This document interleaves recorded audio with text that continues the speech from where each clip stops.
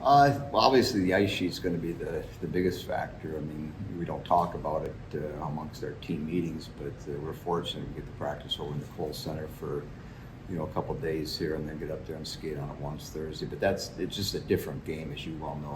That when it's 100 feet wide by 200, puck hits the net and goes in the corner. Well, it takes a lot longer to get that puck from the corner back out in front of the net. So it's just a different game, and you just have to deal with it.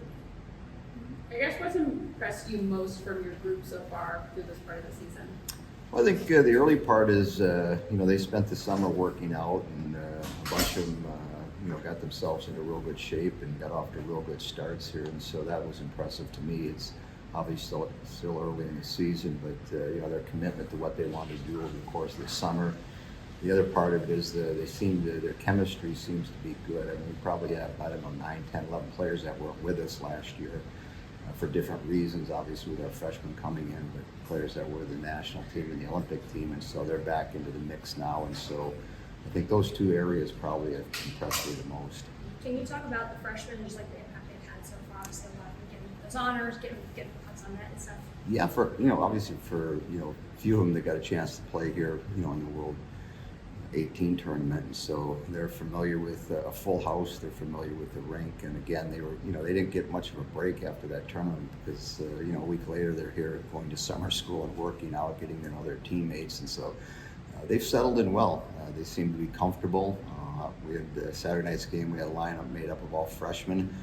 They seem to be comfortable on the ice and handle the pressure of playing at home here early on very well. And the exciting part is they'll continue to grow, and so as they get more games under their belt, as they get next summer under their belt and they start their sophomore year, we anticipate they'll continue to improve in those areas that we need them to improve on.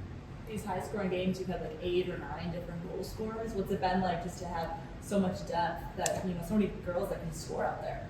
It's a good sign for a lot of reasons. Probably the main one for me is that, when you score a goal, you generally feel good about yourself. You made a contribution to the team, and if you won a game, you made a contribution to winning that game. And so with that comes confidence. So if I score, and I haven't scored much in the past, early in the season, my confidence is going to be high. So with our younger players, I've seen that, and even some of our older players, where if you get off to a good start, it sort of sets its foundation to continue. If I do the same things that I was in position to do, to have a good start, to continue to do those throughout the season, hopefully it's a body of work and not just a short amount of work.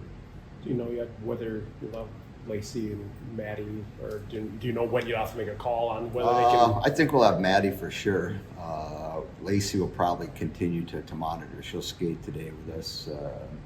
We'll see how she's feeling, and so every day she's gotten better, and knowing her, she'll want to play. She doesn't want to miss anything. She missed too many games last year with the setup she had, so anytime she gets to play, she's going to be on the ice, so we'll take it, and we'll be smart about it.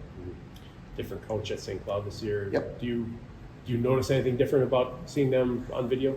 Well, he's dealing with a bigger ice sheet too on a regular basis, and so he's got a pretty good group. The nucleus of the team that was there last year, their veterans and their leadership are still intact, and so he's very familiar with the league. He's familiar with the coaches within the league, and he has an understanding of that. So it's just a matter of the players getting more comfortable with what he wants to do and what type of systems he's wanting to run. But the first 4 games they've played, they seem to be playing at a pretty high level right now. I saw that he played with the Monsters. Were you coaching him at that point? He was one of my players on the Monsters. There you go. You've been digging down in your history book. What kind of player was Brian Nadolski? Was he as feisty then as he is as a coach? He was a stay-home defenseman that wanted to be an offensive defenseman, but he knew his limitations, and the makeup of that team I had that year, as many college players, kids that had an opportunity to play in college, if they were available and wanted to play for us, I would grab those players as quickly as I could, and Brian was one of those.